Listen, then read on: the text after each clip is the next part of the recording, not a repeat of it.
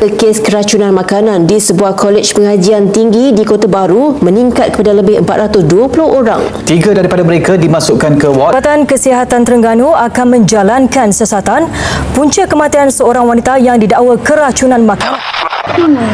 What is food contamination?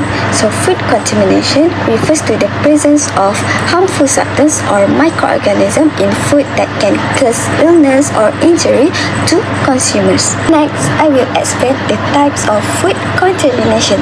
So the first type is biological contamination. So this includes bacteria, virus and parasite that can cause food spoilage and illness. So an example is raw or undercooked meat. So the second type is chemical contamination. So this happens when harmful chemicals such as cleaning agents, pesticide, toxins or chemical residue contaminate food. For example, pesticide residue on fruit and vegetables. Next is physical contamination. So this refers to foreign objects entering food, which may cause injury to consumers. For examples include metal screws, glass pieces or hair in foods. Lastly, allergenic contamination involves allergens that can trigger allergic reaction in sensitive individuals. So the common examples include peanuts, nuts and eggs. Welcome everyone to MasterChef Show. Today I will cook fried rice with my secrets. Wow, I can't wait to try my food in the competition. Let me clean the demo first. Please, is that safe for food? Of course, that's my food. Let's start cooking. Hey, let's put the start on the floor. It's okay, whisk it can use. Are you sure? Yes.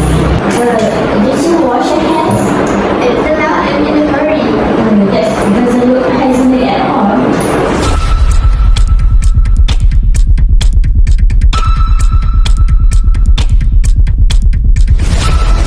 Wait, this actually feels good.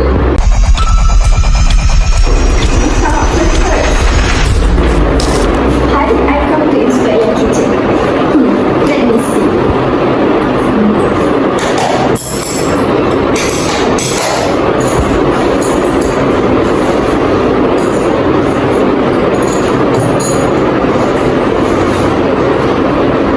I consider the risk, which is contaminated utensil, improper food handling, and unsafe hygiene practice. So your kitchen is not safe for food handling. Next is low quality ingredient as one of the cause of food contamination. So low quality ingredients refer to the use of spoiled, expired, damaged or contaminated raw materials during food preparation. So these ingredients can affect food safety and increase the risk of foodborne illness. Some of common sources include expired food products, poor quality meat, seafood or vegetables, contaminated water and ingredients that are stored improperly before purchase. It's about food contamination caused by improper food storage. Food contamination happens when food is not stored at the correct temperature or condition. Some causes are leaving food at room temperature for too long, incorrect refrigeration, mixing raw and cooked food, and poor packaging.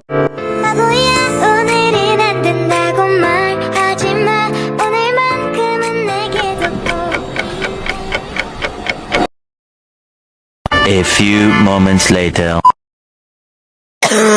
Foodborne contamination can cause health effects ranging from mild to severe. Acute effects include vomiting, stomach pain, or fever after eating contaminated food. Critical cases may include hospitalization, permanent organ failure, or death. Next is chronic exposure. It happens when a person exposed to foodborne contaminant in a long time. This contaminant can build up in the body and damage our organs such as kidney, liver, and brain. The contaminant's effect develops slowly and may lead to chronic disease. Now I will explain about the high risk factors and the vulnerability. Who face the highest factors?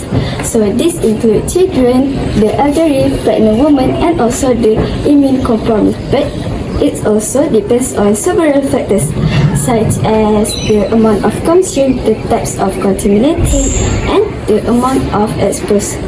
There are 4 acute symptoms. The first one is diarrhea, second one is nauseous, third is vomiting, and the last one is fever. For severe allergies, there are 3. The first one is anaphylaxis, second one is swelling, and the last one is breathing difficulty. What should we do? This is a control measure. First, we need to have good hygiene practice. First, we need to wash hands properly. Second, we must wear clean protective clothing. Third, we need to wear gloves. And fourth, avoid handling food when sick. How to wash hands properly?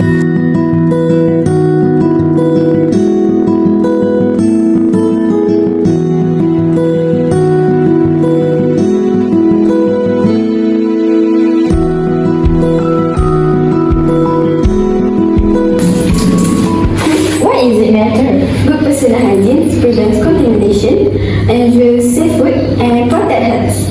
For safe food handling, we need to store food properly, check expiry date, and use safe utensils. Pest control is important to prevent pests such as rats, cockroaches, and flies from contaminating food and spreading disease. Prevention methods include proper waste disposal, sealing entry points, maintaining cleanliness, and routine inspection. Effective pest control protects food, prevents contamination, and ensures compliance. Cleaning and sanitization are important to remove dirt, bacteria, and harmful microorganisms from surface and equipment to maintain food hygiene.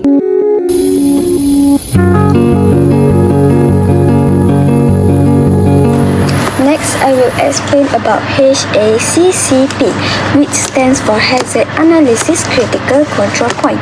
HACCP is a preventive system designed to protect food from biological, chemical, and physical hazards. So this system focuses on monitoring every step in the food production process to ensure food safety.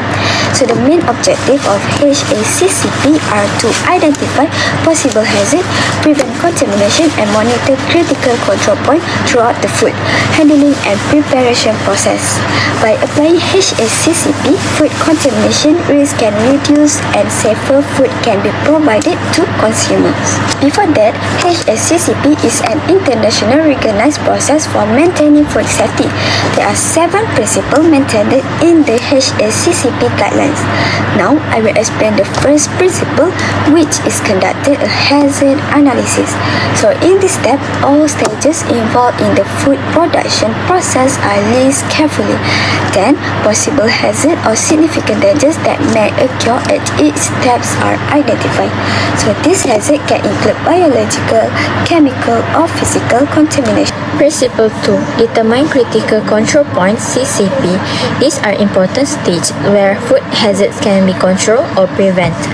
Examples include chilling, cooking, and ingredient testing.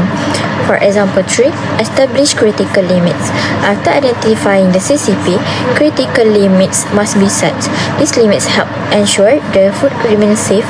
For example, raw meat must be stored at the correct temperature. For principle 4, establish monitoring procedures. This step is important to check whether the critical limits at each CCP are being followed correctly. Monitoring includes checking the methods, timing, and frequency of measurements. For the 5th point is establish corrective action. It is to identify steps to both correct problems and prevent recurrence. Establish plan for preventing hazardous food from entering the food chain is required. For the 6th point is establish verification procedures. Verify the HACCP plan is working as it should. Tactics may include auditing CCPs, conducting review, calibrating instruments, and testing products. For the last point is establish documentation procedures. Record keeping must be detailed and comprehensive and must comply with local, state, and federal guidelines.